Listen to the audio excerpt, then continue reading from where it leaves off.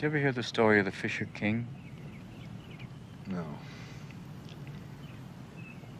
It begins with the king as a boy, having to spend the night alone in the forest to prove his courage so he can become king. Now, while he's spending the night alone, he's visited by a sacred vision. Out of the fire appears the Holy Grail, symbol of God's divine grace. And a voice said to the boy, "You shall be keeper of the Grail so that it may heal the hearts of men." But the boy was blinded by greater visions of a life filled with power and glory and beauty.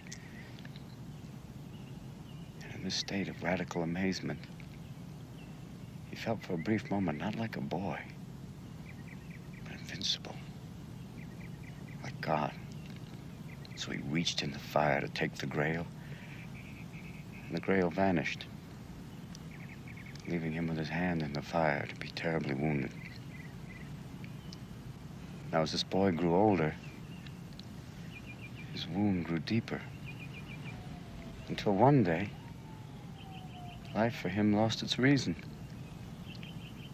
He had no faith in any man, not even himself. He couldn't love or feel loved. He was sick with experience. He began to die. One day, a fool wandered into the castle and found the king alone. Now, being a fool, he was simple-minded. He didn't see a king. He only saw a man alone and in pain. And he asked the king, "What ails you, friend?" The king replied, "I'm thirsty. I need some water to cool my throat." So the fool took a cup from beside his bed, filled it with water, and handed it to the king. And as the king began to drink, he realized his wound was healed. He looked in his hands, and there was the Holy Grail, that which he sought all of his life. He turned to the fool and said with amazement, "How could you find that which my brightest and bravest could not?"